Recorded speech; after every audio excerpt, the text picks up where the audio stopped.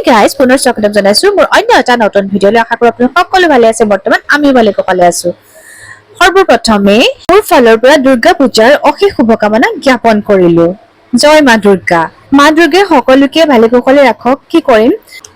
কি কম আৰু বহুত চেড নিউজ শুনা পাইছো আৰু সেই চেড নিউজৰ মাজতে আমি কি কৰিব লাগিব উপায় নাই আৰু সকলোখিনি পাৰ কৰি আকৌ দুৰ্গা পূজা আহি পালেহি যেতিয়া সেই দুৰ্গা পূজাৰ কাৰণে আমি অকনমান ফুটি কৰিবই লাগিব, কিয়নো মা দুৰ্গাক আমি সকলোৱে আদৰিবই লাগিব আৰু মা দুৰ্গাই আমাক সকলোকে জীয়াই থাকিবৰ কাৰণে ভালে কুশলে ৰাখিবৰ কাৰণে আমাক আশীষ দিয়ক, তাৰে কামনা কৰিছো। আৰু কি কম, আজি অকনমান আমি ওলাই গৈছিলো দুৰ্গা পূজা উপলক্ষে আৰু সেইকাৰণে সেই বস্তুখিনি অকনমান সৰু সৰু ক্লিপ কৰি ৰাখিছো আৰু সেই সৰু সৰু ক্লিপবোৰ মই আপোনালোকক দেখাবলৈ বিচাৰিছো। আশা কৰো আপোনালোকে সেইখিনি চাই ভাল পাব। আজি কি হৈছে, মই নিজৰ কথাখিনি নিজে ভালকে ক'ব পৰা নাই আৰু ভালকে মই ভিডিঅ' শ্বুট কৰিবও পৰা নাই। তথাপি যি নহওক আপোনালোকে গম পাইছে কিহৰ কাৰণে, যে বহুত লাউড মিউজিক।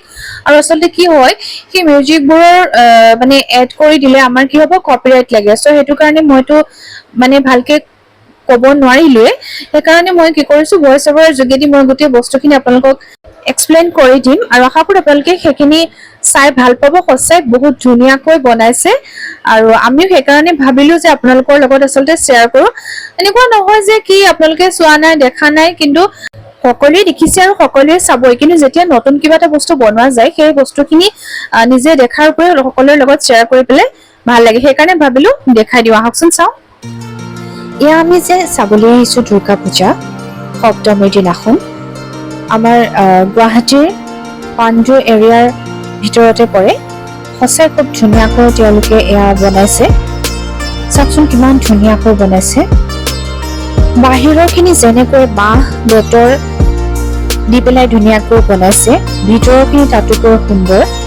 তেওঁলোকে প্ৰতিজনা মূৰ্তিৰ জৰিয়তে শ্ৰীকৃষ্ণৰ লীলাৰ পৰা একেবাৰে ৰামায়ণৰ অৱতাৰ সকলোখিনিলৈকে তেওঁলোকে দেখুৱাবলৈ চেষ্টা কৰিছে।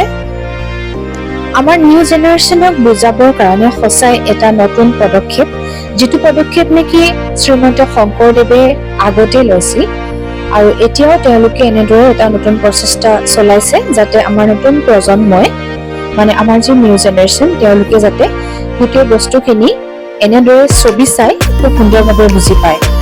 আৰু এয়া ইমান ধুনীয়াকৈ বনাইছে, চাওকচোন মাটিৰে বনাইছে। এয়া হৈছে দ্বিতীয়খন পূজা আৰু ইয়াতে আমি এনেদৰে অকণমান ইফালে সিফালে চাই পেলাই আৰু এনেদৰে প্ৰণাম কৰি আকৌ আহি গৈছো। আৰু এয়াও মন্দিৰ বনাইছে, সঁচাই খুব ধুনীয়া বনাইছে। এয়া হৈছে চতুৰ্থখন পূজা। প্ৰত্যেকখন পূজাতে এটা বিশেষত্ব, সেয়া হৈছে জুবিন গাৰ্গৰ যি আত্মা, তেওঁক চিৰশান্তি লভিবলৈ দিয়া হৈছে, শ্ৰদ্ধাঞ্জলি অৰ্পণ কৰা হৈছে। প্ৰত্যেকখন পূজা মণ্ডপৰ এটা উদ্দেশ্য বা বিশেষত্ব দেখা পালো, যে নাৰী শক্তি তাক জাগ্ৰত কৰিবলৈ বিচাৰিছে আৰু যি নাৰীক অৱহেলিত অপমান কৰা হয় সেইখিনিৰ পৰা ৰক্ষা কৰিবলৈ আহ্বান কৰিছে আৰু নাৰী শক্তি জাগ্ৰত কৰিবলৈ তেওঁলোকে যথেষ্ট প্ৰয়াস কৰিছে। কিন্তু আমি নাৰীসকলেও আমাৰ যিটো শক্তি, নাৰী শক্তি, সেই নাৰী শক্তি চিনি পাব লাগিব, জাগ্ৰত কৰিব লাগিব আৰু নিজে নিজক প্ৰতিৰক্ষা দিব লাগিব।